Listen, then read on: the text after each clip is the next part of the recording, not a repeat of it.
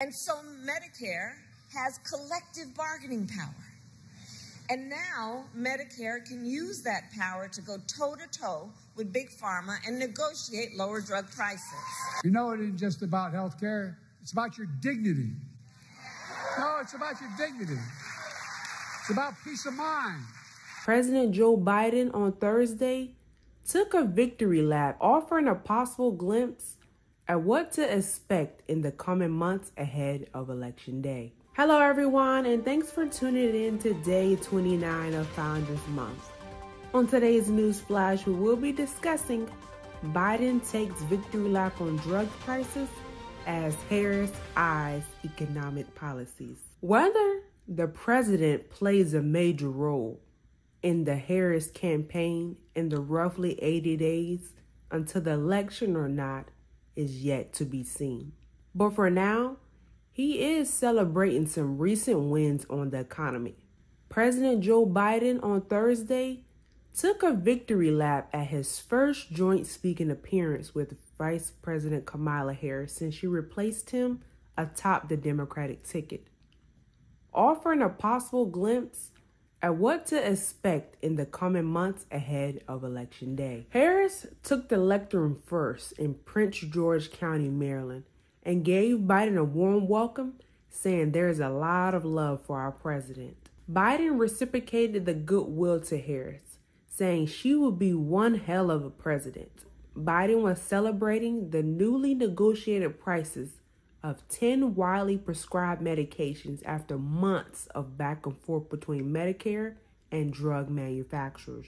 When the discounts take effect in 2026, White House officials estimate the lower prices could result in $6 billion in net savings for Medicare in the first year alone. He also praised Harris for casting the tie-breaking vote on Inflation Reduction Act that made the negotiations possible. The upbeat event, filled with cheers and chants of "Thank you, Joe," was Biden's first appearance on stage with Harris since he announced last month that he would not seek re-election, after some Democrats pressured him to step aside following a disastrous debate performance against former President Donald Trump. He appeared energized and relaxed at the event, reflecting on his age and experience and offering up a jab or two at Trump. "I've served in the Senate for 270 years, Biden said. "I know I only look 40, but I'm a little bit older." But whether he plays a major role in the Harris campaign in the roughly 80 days until the November election or not is yet to be seen. And a case could be made for either option, especially when it comes to the economy. On one hand, Biden's presence on the trial could provide a boost among older voters who Democrats are counting on to turn out on Election Day. On the other hand, his approval ratings remain low. According to a 538 average of approval rating polls, he has spent much of his time in office facing weak ratings on the economy and inflation in particular. But on Wednesday, there was even a bit of good news on that front as the consumer price index for July came in at 2.9% annually, the lowest level since early 2021. Biden is ready to defend his record on the economy. Separate from the joint event, the president was asked Thursday if Harris would try to distance herself from his economic policies. "She's not going to," he answered. Harris on Friday is set to give an economic policy speech for a federal ban on price gouging on food and groceries. Still, Trump sees the economy as an opportunity on his own campaign trail.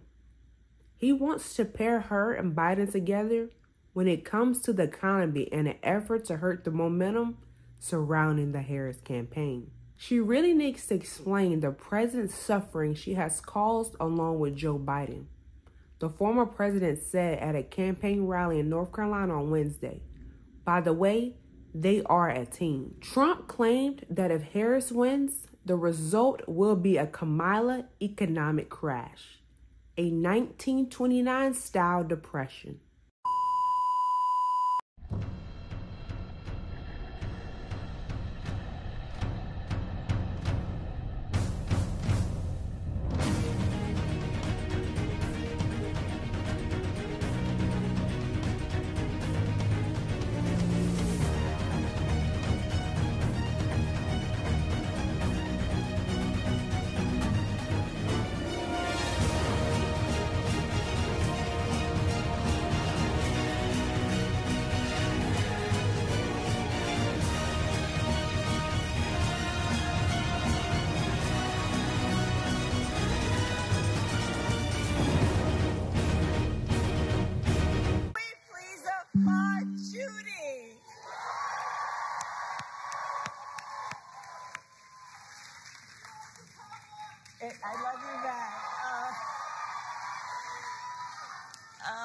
Good to see so many friends. It is good to see so many friends. And I want to thank you.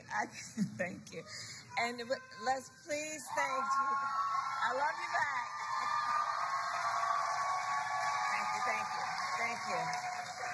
Thank you. And I know we all thank Judy for sharing her story. I think we all know it takes a very special person who has dedicated over 40 years of their life to do the work that Judy has done as a nurse, that work being what? To care about other people in a way that is about lifting them up and caring about their well-being. So, Judy, we thank you so very much for being here today.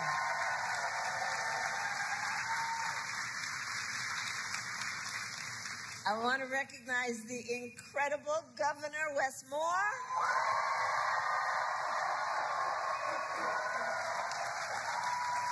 Who's here with Don and their son.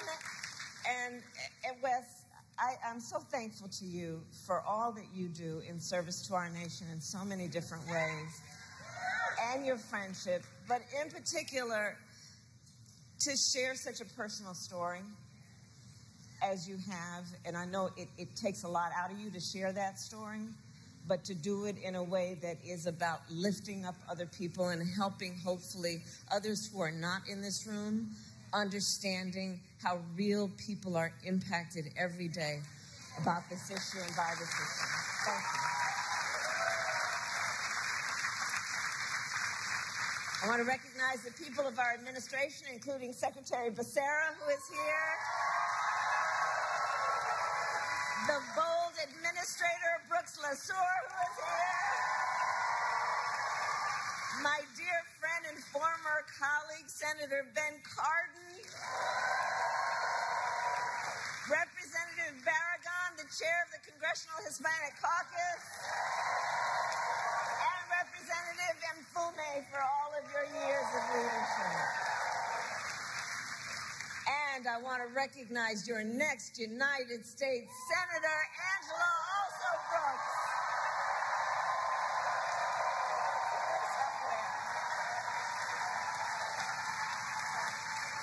And I've worked with her over the years. I'm telling you, Marilyn, you're going to do a great thing when you send her to the United States Senate.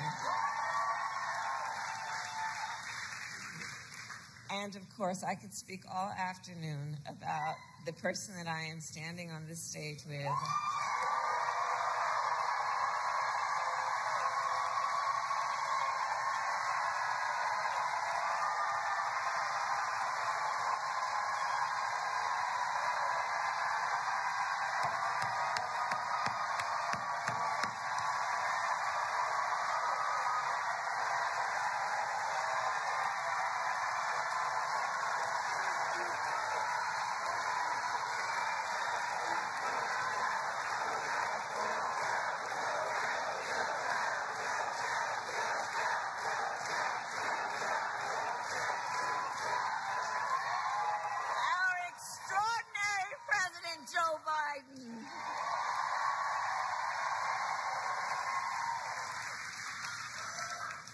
And he's going to speak in a minute, but there's a lot of love in this room for our president. And I think it's for many, many reasons, including few leaders in our nation have done more on so many issues, including to expand access to affordable health care than Joe Biden.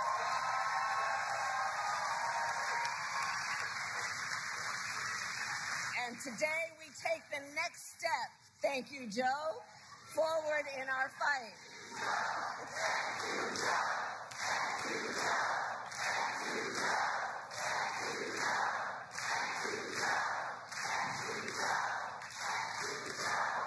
So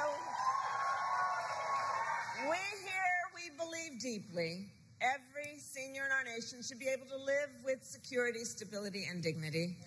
United States of America, no senior should have to choose between either filling their prescription or paying their rent.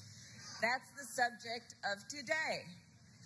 Because we know for far too long, far too many of our seniors have struggled to afford their medication. And as a result, seniors have been forced to spend their time trying to figure out how they are going to be able to fill a prescription like insulin based on the doctor's prescription, which is about saving their life, or whether they'd have to ration their pills to be able to make it stretch through a month. And why, we all know, but let's ask, why are prescription drugs so expensive? I will tell you. Well, one big reason is for years, Big Pharma has often inflated the price of life-saving medications, often charging many times what it would cost to make just to increase their profits. And millions of Americans have suffered as a result. My entire career, I have worked to hold bad actors accountable and lower the cost of prescription drugs. As Attorney General of California, I took on pharmaceutical companies for deceptive marketing and illegally inflating the cost of drugs, and we won billions of dollars.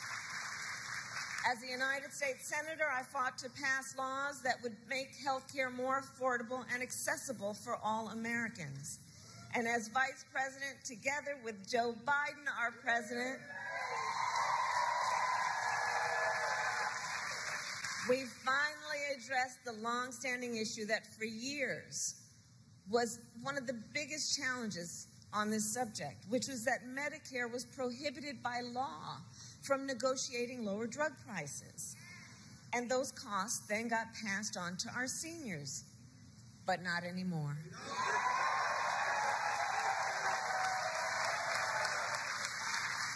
Two years ago, we gave Medicare the power to negotiate lower prescription drug prices for the first time in history.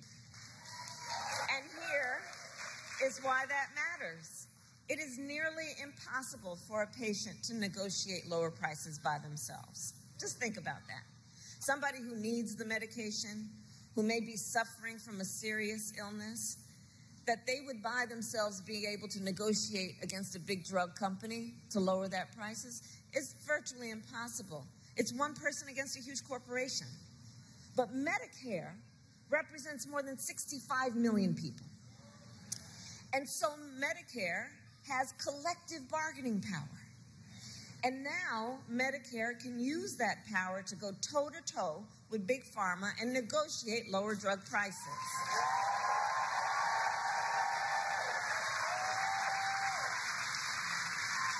Thank you, Joe.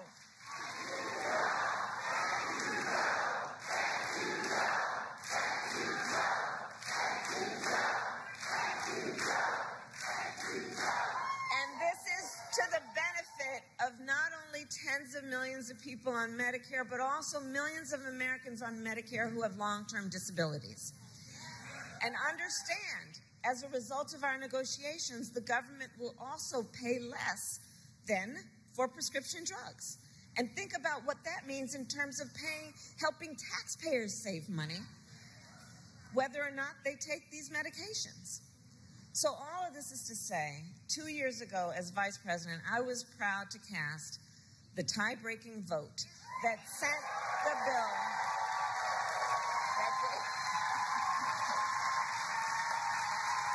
that gave Medicare the power to negotiate and let it get to the president's desk. And I was proud when our president, Joe Biden, signed that bill into law.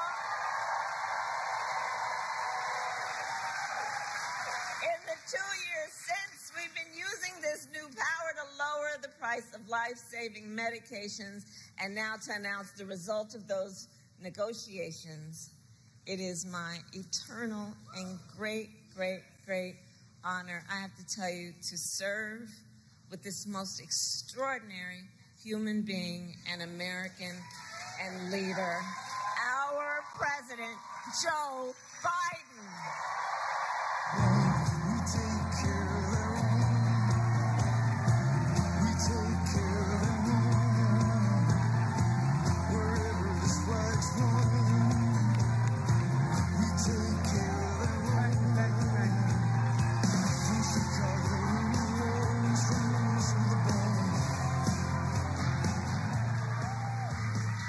Thank you, Kamala.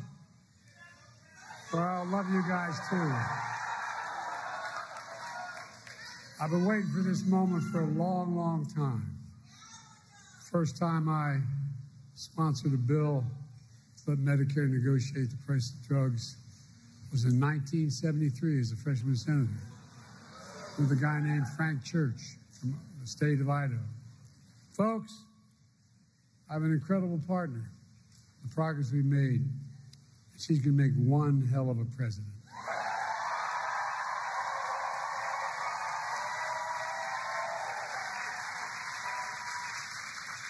And Judy, thank you for sharing your story.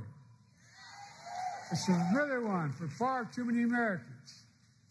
People like my dad used to lay in bed at night when they lost his insurance as the company he worked for, staring at the ceiling, literally. And you've all experienced, you know people who have experienced this, wondering what in God's name happened if my wife gets breast cancer, or if I get sick, or my children get seriously ill.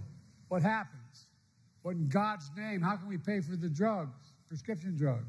I'm serious. These are the discussions. You know it. Do we have enough insurance? Can we afford the medical bills? We'll have to sell the house to get a second mortgage. There are discussions that took place in my house and your house. Kamala and I both get it. We know it isn't just about health care. It's about your dignity. No, it's about your dignity. It's about peace of mind. It's about security. It's about taking care of your family. It's about giving folks just a little bit more breathing room. That's all. Look, I believe that health care should be a right, not a privilege in America. And Kamala and I are here today to make a major announcement on our efforts to lower the extraordinary high prescription drug prices. Before I do, I want to thank Governor Wes Moore and members of Congress. I served in the Senate for 270 years. I know I only look 40, but I'm a little bit older. The longest time I was too damn young because I was only about 29 when I got elected. Now I'm too damn old. But I'll tell you one thing in between. One of the finest, most decent men I've ever worked with. When I think of integrity, is Ben Cardin. Stand up, Ben. Stand up. I really mean it. I measure the people I work with by their integrity. He does what he says and says what he does. Look, folks, also, Nanette Barragan, for the longest time, she tried to pretend with me she was Irish, named Barragan. She's a great friend, and she's one of the great leaders in this country for the Hispanic community. Congressman Fume, where are you? Stand up, man.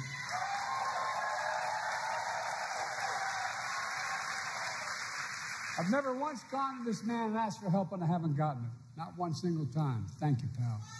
Thank you. And your soon-to-be senator.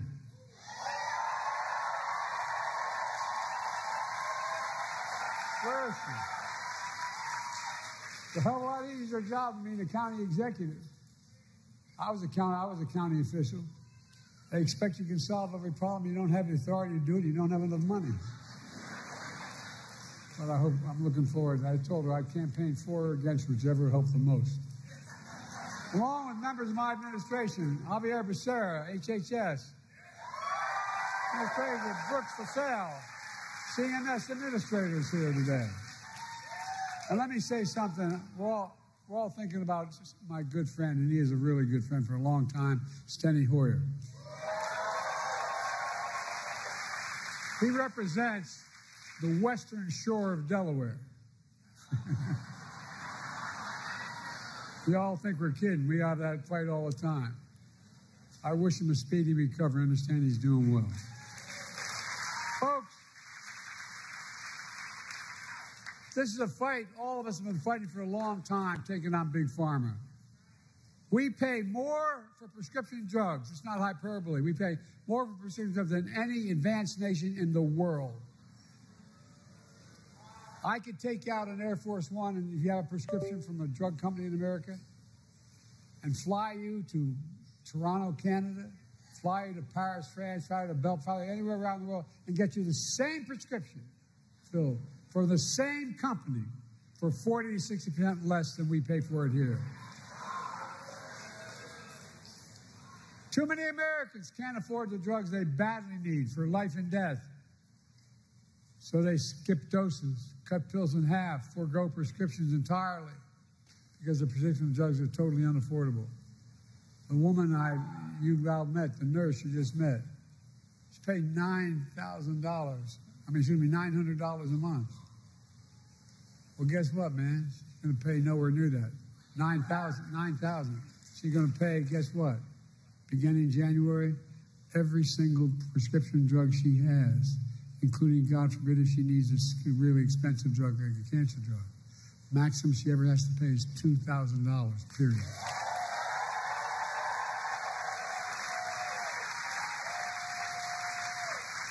That's why from the time I was in the Senate, I worked tirelessly to give Medicare the power to negotiate lower drug prices, just like the Department of Veterans Affairs.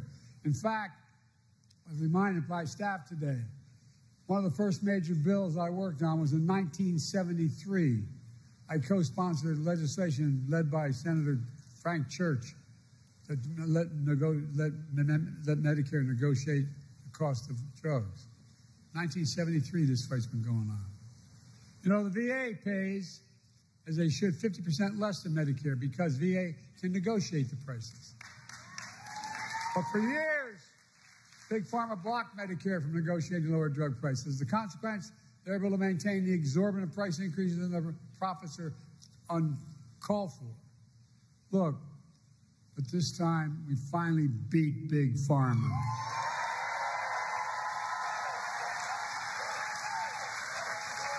And I might add, with no help from Republicans, not a single Republican voted for this bill, period. Not one in the entire Congress. Now, the reason I say it is not to make a political point about them, if they have gotten their lesson, but guess what? The guy we're running against, what's his name? Donald Dump or Donald, whatever. They want to get rid of this, what we passed. They're fighting to get rid of what we've just passed. No, I'm serious. No help from Republicans passing the Inflation Reduction Act, thanks to the tie-breaking vote of Kamala, made it possible. Folks, it really matters. For example, take the insulin needed to treat diabetes. The guy who invented that insulin 100 years ago didn't put a patent on it because he wanted it to be available for everybody. He didn't even patent it. Well, guess you know how much it costs those companies to make that insulin? $10, T-E-N. That's the God's truth. $10, number one. Number two, to package it and ship it, you might get it up to $13. But they were charging up to $400 a month for it. But now they can't charge more than $35 a month.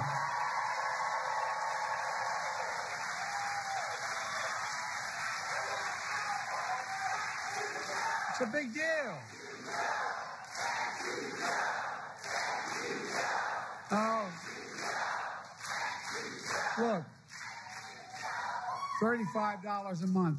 These guys still make enormous profits. That's 3 times what it cost them to make it. The initial legislation capped the cost for everyone who needed that insulin. How many of you know anybody needs insulin for diabetes? Raise your hand. Okay, well, guess what? For the next 3 months we got here, I'm not leaving here, and Kamala, when she's president, going to make sure if we don't get it done, everybody should qualify for that $35 a month. Every American. I mean it. Folks, that's not all. The same law we wrote, means starting in January of this year, every senior in the United States of America, no matter what their cost of drugs, and like I said, some of these cancer drugs are $12,000 a year. Every single penny they spend, they never have to spend more than $2,000 a year for all drugs. All drugs. And we're going to fight to make sure everyone qualifies for that as well. Look, Altogether, our reforms not only save lives, but here's the point people don't talk enough about. It saves the taxpayers billions of dollars. What we've done so far will save the taxpayers over the next 10 years $160 billion. Taxpayers lowering the debt. I mean it. Because they don't have to pay the exorbitant price that Medicare had to pay before. They're going to pay $35 instead of $400.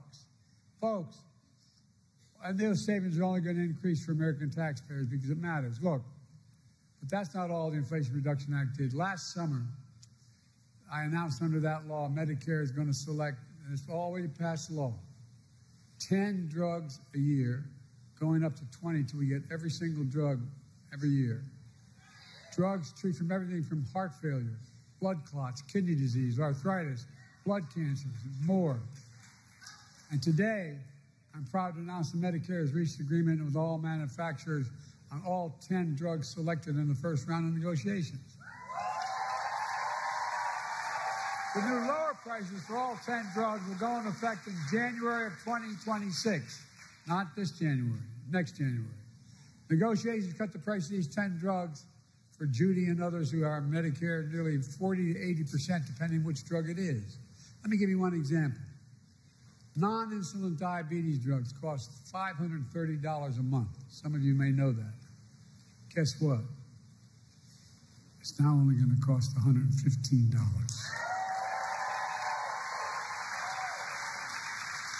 By the way, these new prices on 10 drugs will cumulatively mean $1.5 billion less out of pocket for patients to the drug companies.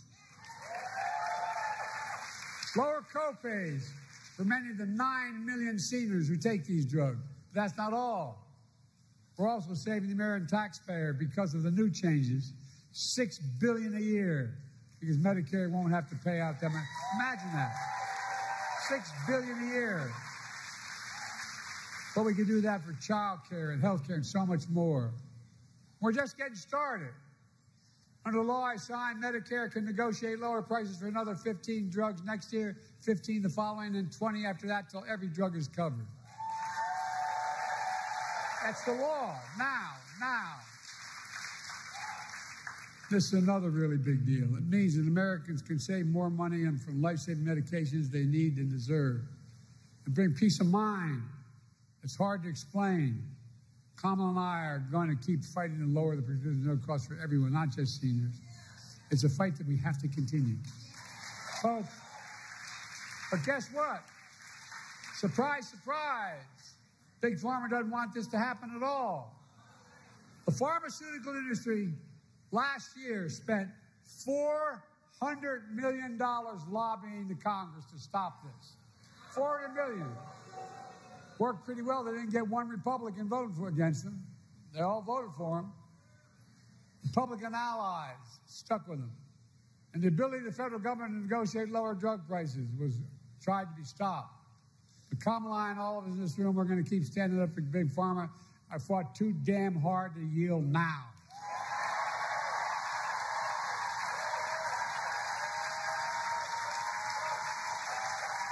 We're not backing down. And get this, you may have heard about the MAGA Republican Project 2025 plan.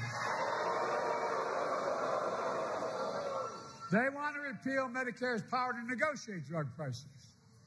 Let Big Pharma back to charging whatever they want. Let me tell you what our Project 2025 is.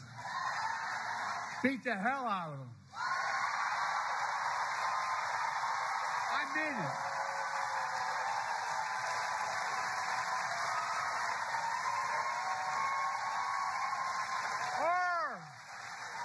In January 25, total prescription drugs costs will be capped at $2,000, no matter how expensive they are. And some are expensive as $12 a year, $12,000 a month, I should say.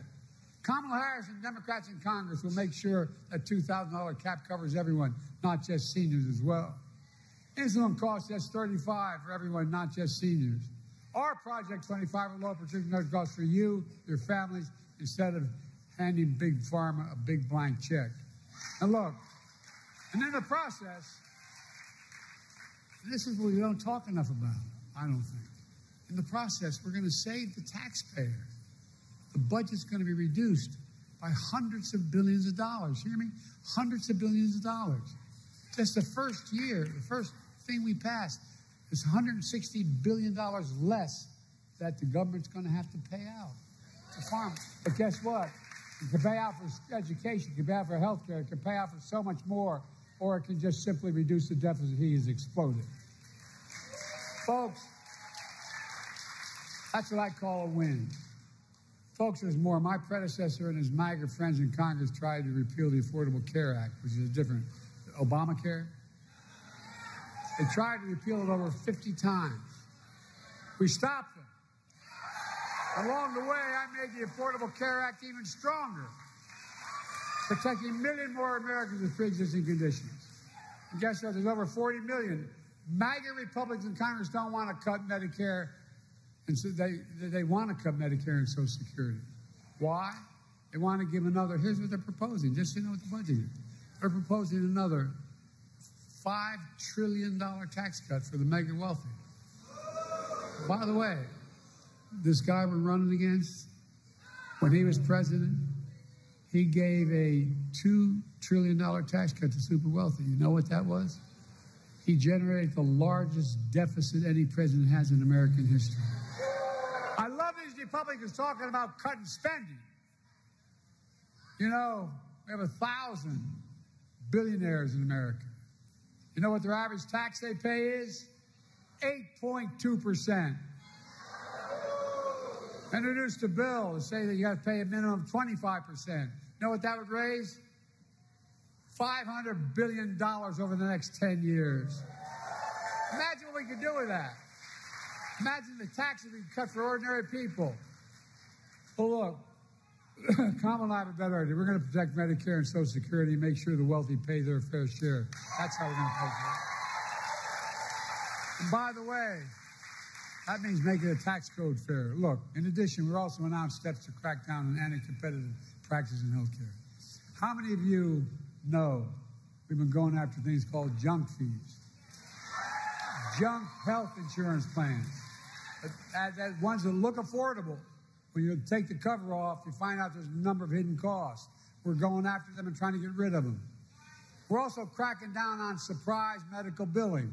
For example, when a patient goes in the hospital for surgery, if it turns out his anesthesiologist is not in his network, you're going to get a surprise bill for another $1,000. Well, we're stopping that too.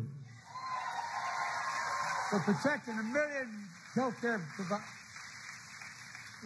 We're protecting 1 million Americans every month from unexpected medical bills.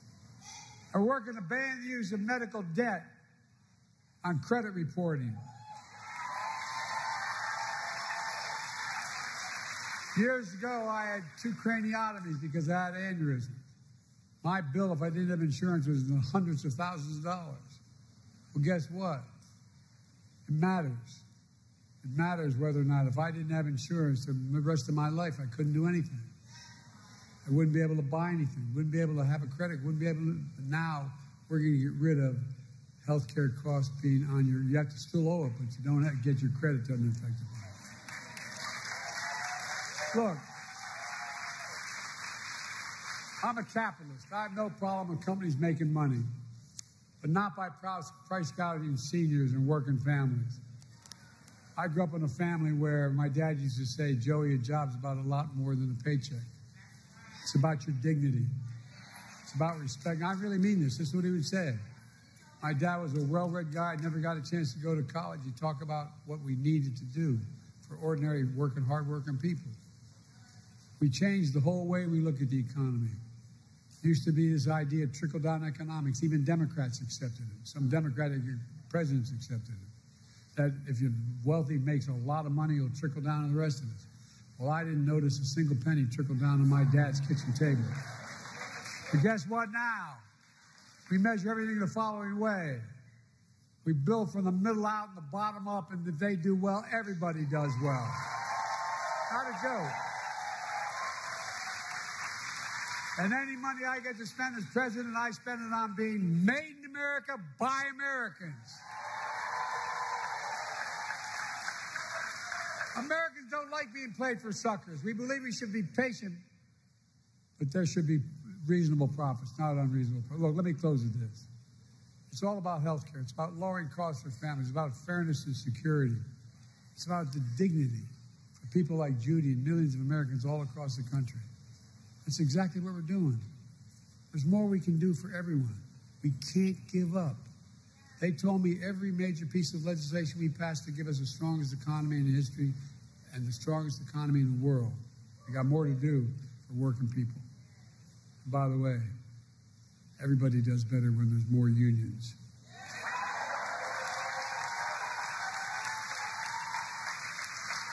But we're finally getting it done. We can't stop now. We just have to remember who in the hell we are. We're the United States of America. There's nothing beyond our capacity in this country to work together. Nothing.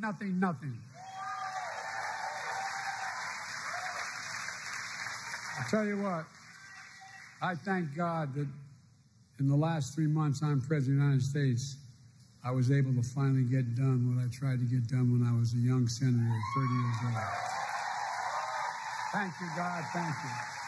God bless you all, and may God protect our troops.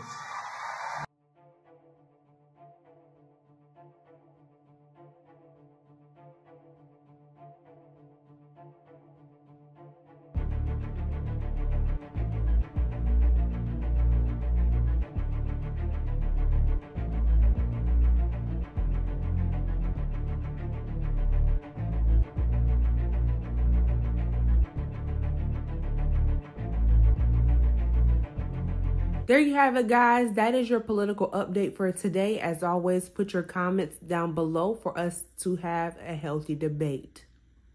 I am glad to hear that drug prices are in the works of being reduced for 2026. However, I would like to make mention that the government, as well as all of us individuals, need to continue to look out for long-term solutions for affordable housing.